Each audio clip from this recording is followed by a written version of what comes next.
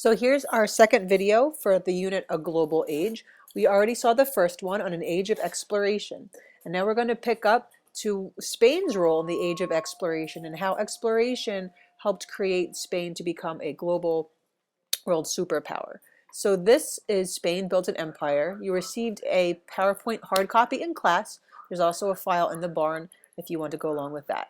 So remember what we learned about with the last video and the last PowerPoint.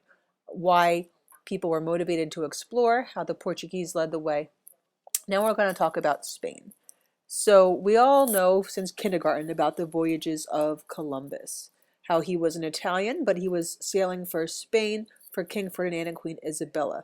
Now he intended to go to the East Indies, which is north of Australia if you look at the arrow on the right, the yellow arrow.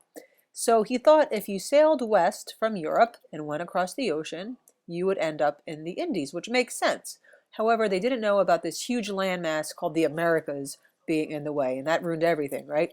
And because the geography and the climate was so similar, he actually didn't realize at first that he was in a new place.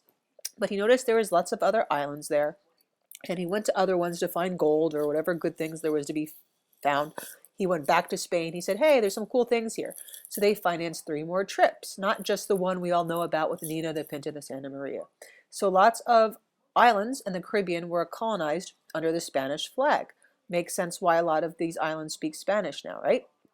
So with this, other explorers began to take to the seas, such as Pedro Cobell. He went to Brazil. He was sailing for the Portuguese. That's why they speak Portuguese in Brazil, right? Amerigo Vespucci, he sailed for Portugal also. He was an Italian like Columbus. He was the first to go down to the southern tip of South America, and he's also where America gets its name from. Ferdinand Magellan was another Portuguese explorer, and he sailed around the whole world, which is also known as circumnavigating. But actually, he didn't make it all the way around. His crew did, because along his journey, he was killed in the Philippines. Exploring dangerous, right? So now some people actually started taking over areas, such as Cortes conquering the Aztecs. He actually took a lot of this on his own initiative. The crown actually said at some point, hey, Cortes, you did enough, come back. But he wanted to take this area over. Tenochtitlan there was spelled incorrectly. So how did 600 people take over a very established capital with a large population like you see here, right? These weren't people living in huts. This was a very established civilization.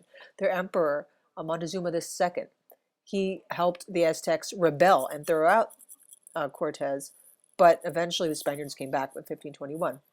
So how did they win? They won by disease. The natives then had smallpox. He used the enemies of the Aztecs in the Americas against them, right? An enemy of my enemy is my friend, that kind of ideal.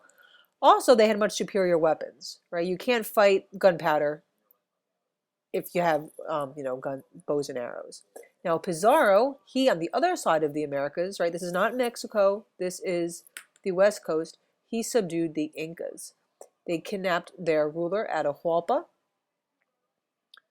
The Spanish eventually killed their leader, and the Incans retreated. And then if you see there in red, that Incan area became a Spanish area. Spain continued by capturing Cusco, which was their capital in 1533. You see, of course, that's not what it looked like then, but that's you can tell how it's a valley. You see the Spanish influence there. Almost reminds you of the little bit of Renaissance Florence we looked at, right? This is all the same era to keep in mind. How did Spain do this? Well, they made relationships between the natives. They oppressed them, and they limited their rights, and it was a very abusive relationship. They had something called an encomienda system, which is they weren't slaves, the natives, but they were pretty much told, this is what you're going to do. Right? They still may have lived in their spot, but they labored for them, and they grew cash crops for them. Cash crops, like the Portuguese noticed, were very financially beneficial, was sugar. Think about it. If you've never had sugar before, or if it was too expensive, and now you had sugar, this was great. Right? You probably haven't been able to go many days in your life without sugar. So that demand was there. Now, conquistadors also began moving north and tried to Christianize the people that were there as well. Keeping going more north, Ponce de Leon made it to Florida. So now we're going into what is now the United States. Coronado into southwest, what's now the United States, Arizona, New Mexico, Kansas, Oklahoma, Texas. Now, along with these conquistadors, priests often went to convert the natives. Now, the Spanish government found out about this encomienda system and said, well, this is wrong. We can't do this. So they abolished it. But what replaced it was slavery. So it's hard to say that that's any more ethical. They also found Africans to be more valuable laborers because they did not know the terrain like the natives did, and they were not able to escape.